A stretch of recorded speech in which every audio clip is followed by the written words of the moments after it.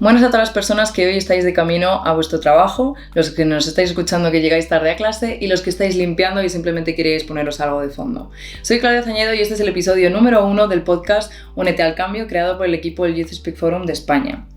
Realmente este va a parecer como el episodio número 2, pero es el episodio número 1 porque vamos a tratar el ODS 1. Y esto es porque ya hicimos un episodio introductorio que podréis ver arriba y el problema es que igual va a descoordinar todo, o al menos en mi cabeza se va a ver descoordinado, así que vamos a hacer que este sea el episodio y el ODS 1, por favor. Este es un programa creado por y para los jóvenes en nuestro país, en donde nos gusta tratar temáticas cercanas a los ODS, también conocidos como los Objetivos del Desarrollo Sostenible de la Agenda 2030.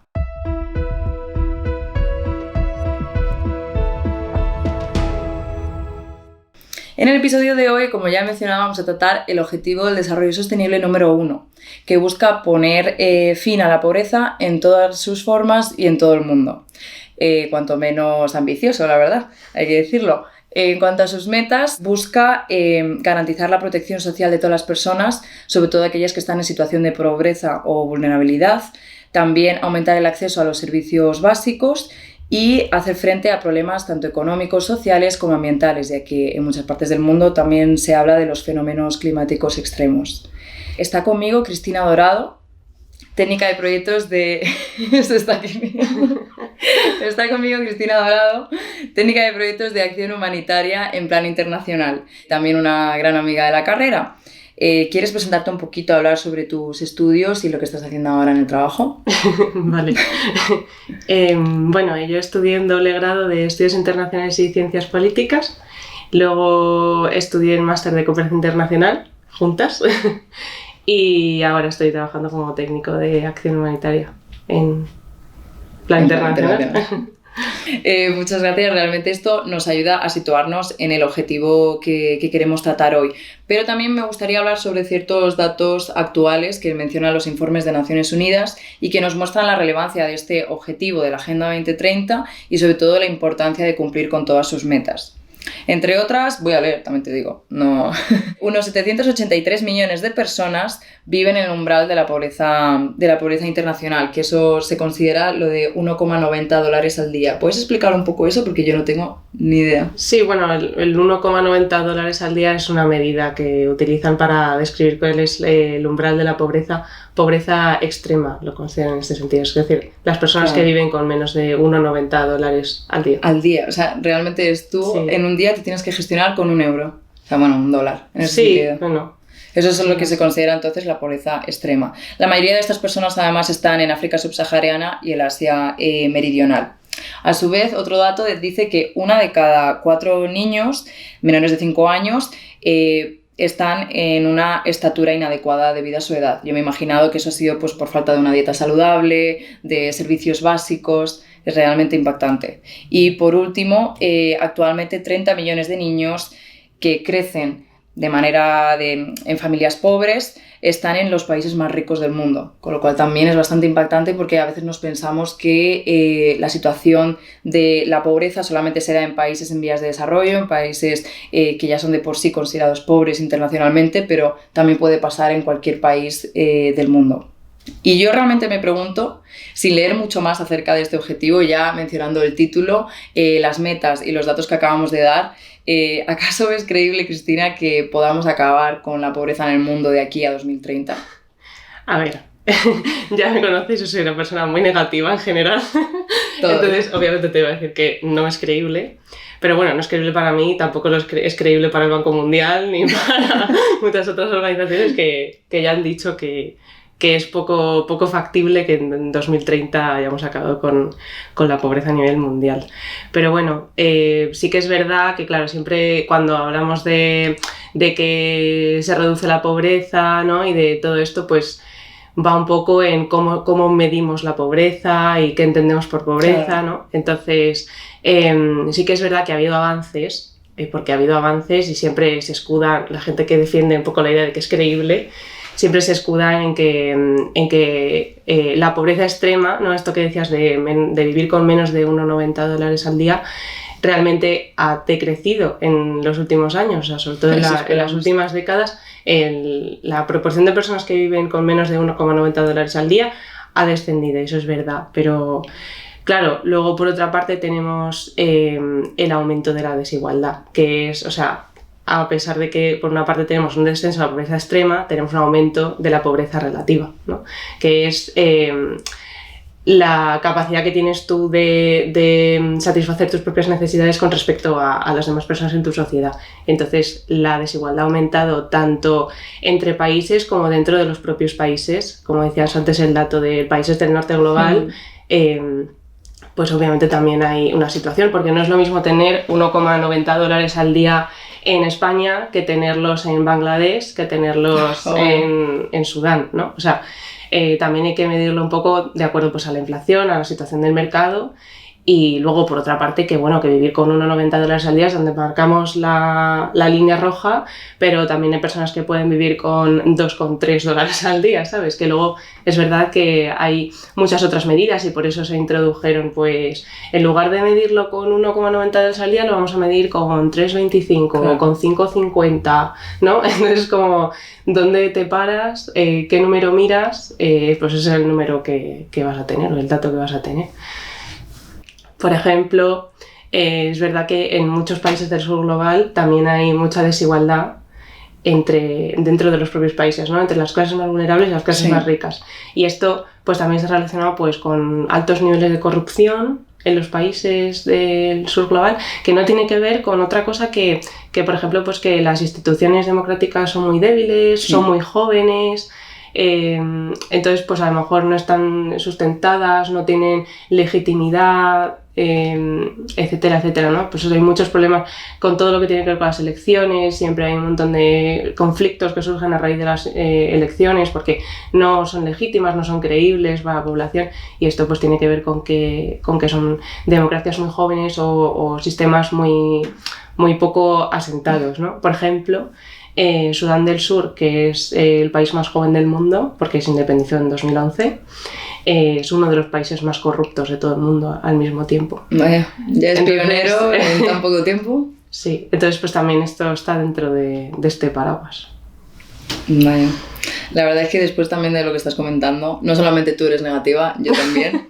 Pero hay mucha gente que dice, pues no contéis las cosas de manera tan negativa, pero yo creo que ha sido a raíz un poco de estudiar cooperación internacional cuanto más negativa me he hecho en estos temas, porque ves día a día todos los desafíos globales en términos de a nivel social, a nivel ambiental, sobre todo a nivel económico, y al final te quedas con una idea de por dónde empezamos, cómo seguimos, podemos hacer algo realmente individualmente o solamente las iniciativas y los proyectos los tiene que llevar el gobierno, porque esto lo que nos está dejando en claro es que si tenemos que dejar y esperar a que los gobiernos hagan algo en temas de acabar con la pobreza, al final nos va a faltar muchísimo tiempo, 2030, 2050 y puede que mucho más. Por eso siempre desde este podcast nos gusta transmitir las ideas de no solamente son los gobiernos o las instituciones públicas las que deben tomar partido en esto, sino también todos podemos poner un granito de arena, tanto las empresas, en tema de eso, los expertos, incluso universidades, nosotros a nivel individual o grupal como sociedad civil y entre ellos mucho pues, los jóvenes, que es donde nos gustaría incidir y llegar. Pero es que algo de lo que me he dado cuenta en el tiempo en el que he estudiado este objetivo es que a la gente no le gusta hablar de la pobreza y de la forma en la que está desigualmente repartida la riqueza en nuestra sociedad. Y voy a decir que puede que dos motivos para que esto sea así. El primero es que nosotros individualmente tenemos un poco de miedo de hablar del tema de la pobreza mundial y ya que no sabemos qué podemos hacer para cumplir con estas metas de este objetivo, ni sabemos cómo nosotros vamos a poder cambiar las cosas de hoy a mañana, porque nos da siempre esa sensación de que ya tenemos que acabar con la pobreza y mañana acabaremos con el hambre y al siguiente día acabaremos pues con XXX de los objetivos. Entonces por eso creo que por un lado puede ser el miedo individual que tenemos y por otro lado también la idea de que nosotros a nivel individual pues tenemos nuestros problemas personales, tenemos nuestros problemas profesionales, económicos, etcétera, etcétera, y no queremos pararnos a pensar por qué nos debería preocupar la situación económica de la población más pobre o más vulnerable. Entonces yo me imagino que son estos dos componentes. Es muy importante este objetivo básicamente porque a día de hoy el mundo está más interconectado que nunca. Y lo que le pasa a Menganito en Kenia también nos va a repercutir a nosotras dos aquí en España. Y parece que no, y parece que está muy lejos y que nada tiene que ver un país con otro, pero ya hemos visto que lo que pasa en una parte del mundo repercute en el desarrollo del resto del mundo. O sea, por un lado, en estos últimos años tenemos el ejemplo de las crisis económicas, de los conflictos internacionales y, bueno, ¿qué más decir? La pandemia. Algo que sucedió en un único país se ha llevado al resto en menos de 3 meses. Y la emergencia en Ucrania, algo que pasa, que creemos que es un foco controlado geográfico y social y cultural, nos ha afectado a muchísimos ámbitos y sectores de nuestra sociedad. Con lo cual yo creo que no esperemos pensar que la pobreza es algo que está en los demás y no nos repercute. Todos podemos vernos reflejados de aquí en 10, 5, 3 años en lo que está pasando en el mundo y sobre todo tenemos la oportunidad también de buscar información y de poder hacer algo. Ya está. Yo de verdad lo siento mucho, Cristina, te estaba aquí contando una chapa. No, totalmente. Ahora, por ejemplo, con la crisis de Ucrania, pues lo estamos viendo en la inflación en muchos países africanos, por ejemplo, y sobre todo como las fuentes o los donantes tradicionales de acción humanitaria, de ayuda al desarrollo, etcétera, pues ahora están como centrando los esfuerzos y los fondos en Ucrania, ¿no? En lugar de en otros países, en donde la situación es igual. Bueno, todo tiene un impacto. Pero bueno, también, o sea, no solo hay que buscarlo en otros países, como decías antes, también, o sea, la Agenda 2030, de hecho, una de las características es que no es una agenda solo para el sur global, ¿no? A diferencia de los objetivos del milenio, que una de las cosas más importantes es que es una agenda también para los países del norte, que pensaban que esto no les afectaba, las cuestiones del desarrollo. Entonces, sí, lo que pasa es que yo como persona joven también me siento un poco frustrada cuando decimos ¿qué podemos hacer? Pues podemos informarnos. Pero yo me informo y me frustro más, ¿sabes? Obvio. Entonces luego llego al trabajo y en el trabajo también me frustro porque tampoco siento que vaya yo a cambiar el mundo ni que vaya yo a acabar con la pobreza con mi trabajo diario. Entonces es difícil vivir con esa, no sé, contradicción, con esa... con que, bueno, que a pesar de hacer las muchas cosas que hagas, pues sientes que nunca es suficiente y que nunca vamos a conseguir nada. La vida del cooperante. Sí. Es la vida del cooperante. Entonces, bueno, es condenarse a vivir un poco frustrado. No, obvio. Además, lo que tú dices de lo de negatividad, yo antes de encender la tele para poner el telediario tengo que reflexionar un poco y relajarme porque sé que va a ser 15 minutos de tumba, noticia tras noticia y cada cual más triste. Lo que pasa es que no sé qué es peor. Sí, mentalizarse y decir, vale, esta es la situación, esto es lo que hay y ya está. Voy a hacer lo que tenga que hacer y punto, voy a seguir viviendo mi vida. O tomárselo en serio, porque o bien por un lado te frustras o por otro lado pues al final como que eres insensible a las noticias, eres insensible a todo lo que pasa, es como bueno, es que el mundo es así, ¿no? Funciona así y ya está. Entonces hay que encontrar un poco el punto medio, pudiendo vivir al mismo tiempo que hacemos cosas para progresar, que es muy difícil. Y eso que soy una persona negativa, ya te digo. No, obvio.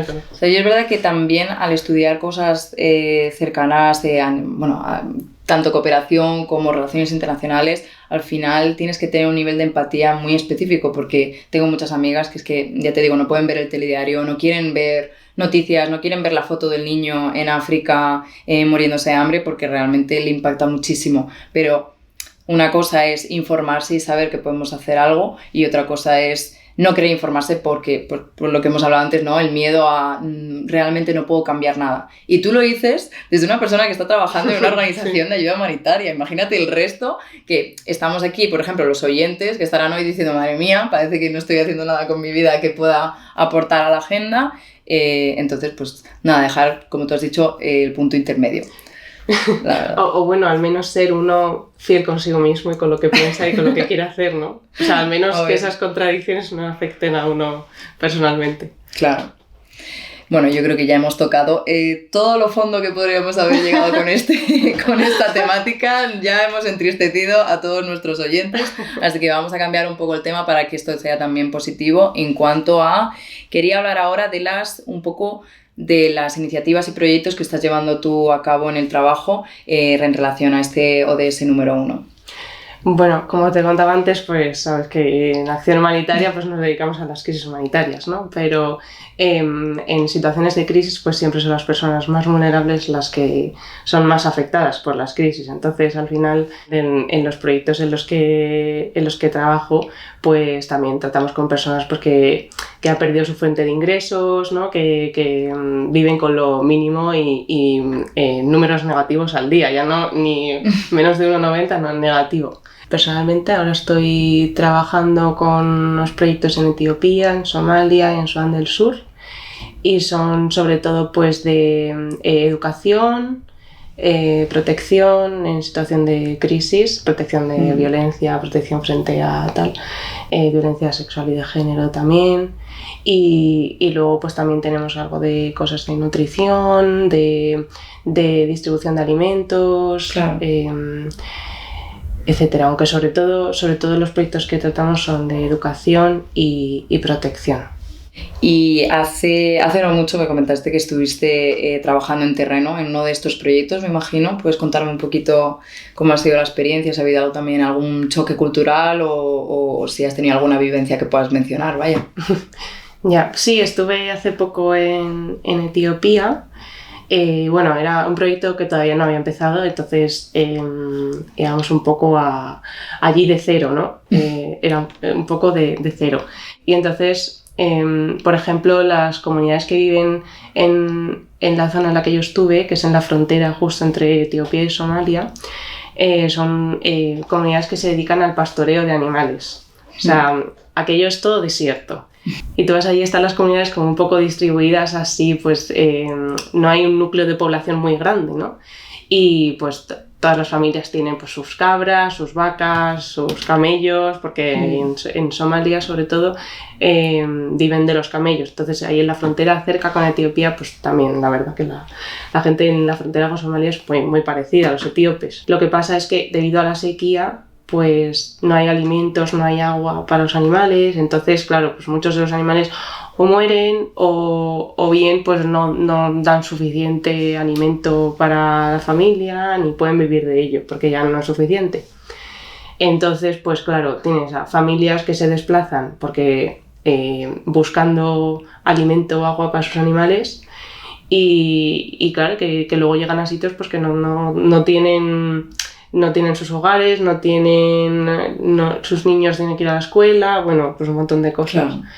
Y están ahí, pues son campos de desplazados internos, que es lo que yo estuve visitando, donde no hay absolutamente nada, pero nada de nada. Y entonces, pues claro, esto genera muchos problemas de protección también para las niñas, para las mujeres. O sea que has estado en Etiopía y en Somalia, ¿no? En Somalia no, pero no estuve en Somalia, estuve en una región de Etiopía que es fronteriza con Somalia, que se llama Somalí. Vaya. O sea, es una región que se llama Somalí porque las personas que viven en Somalí son muy parecidos a las personas de Somalia. Es muy gracioso porque en Etiopía como que en cada región se parecen más a los de los países de al lado que a como un etíope medio. Aparte de tu experiencia, también nos gustaría hablar sobre qué recomendaciones daríamos ahora a los oyentes, a los jóvenes y bueno, no tan jóvenes que estarán escuchando este podcast y que quieran verse en la idea de participar en el cumplimiento de los objetivos de desarrollo sostenible. Tienen por qué ser el 1 o el 2 o en el que más se vean, pero si tienes alguna recomendación que les podrías dar, podríamos empezar con ello. Pues yo nunca lo hice, pero igual algo que me habría gustado hacer es un voluntariado, la verdad. Por ejemplo, lo puedes hacer aquí en España, yo qué sé, después de la uni o después del trabajo, después de lo que sea. O yo qué sé, también hay ofertas para irte a otros países, ¿no? Aunque eso es lo que a mí me gustaba hacer, que nunca hice. Mi sueño frustrado, pero bueno, ahora trabajo en algo que está relacionado, entonces... Es bastante bonito la idea de hacer voluntariados que no tienen por qué ser internacionales. Como ya hemos hablado, aquí también hay pobreza, pero la idea de los voluntariados locales, como por ejemplo ir a trabajar en comedores sociales, bueno, que eso también puede ser para lo de S2, a lo de S1, o buscar qué ONGs a nivel local o a nivel nacional están haciendo proyectos también para aquí o que tengan impacto fuera. Y otra también que me gustaría comentar era la de voluntariados online. La idea de que nos pensamos que si no estamos donando económicamente no hacemos nada, eso ya se puede ir, porque es verdad que el lo que tengas tú como un joven con escasos, con limitaciones económicas, no puede darte a estar pagando cada mes X dinero, y eso se entiende perfectamente. Por eso también opto por los voluntariados online, que significa firmar peticiones de las organizaciones que tengan, distribuir información. Si encuentras información útil sobre organizaciones, envíaselas a aquellos que sí que pueden contribuir tanto económicamente como de otra forma, ¿no? Y también toda la parte de redes sociales y bueno, un poco ciberactivismo, esto que llamamos así. También está muy relacionado pues como hacer incidencia desde organizaciones juveniles, ¿no? Desde asociaciones y tal, ¿no? Que la incidencia es una parte muy importante, porque es verdad que, por ejemplo, yo cuando era estudiante obviamente no podía contribuir económicamente a ninguna organización, pues tiene que haber otras formas, y una de ellas pues sí que participar en asociaciones, participar en eventos o tal, de alguna forma contribuye a generar esta conciencia social, ¿no? Como desde aquí, desde el podcast, desde el evento, tal, a generar pues esta conciencia social y un poco de presión a los gobiernos y a otras organizaciones que sí que tienen esa capacidad o ese poder, ¿no? De hacer algo relevante que tenga impacto, ¿no? No sé si además la idea de acudir a eventos, porque seamos honestas, yo desde la universidad, cuando estaba estudiando la carrera, es verdad que no era mi prioridad, o no me gustaban mucho los eventos que veía en las universidades, donde es verdad que viene un experto y te da una charla, pero a veces te da una charla demasiado larga en donde no se nos queda nada en la cabeza, en vez de realmente hacer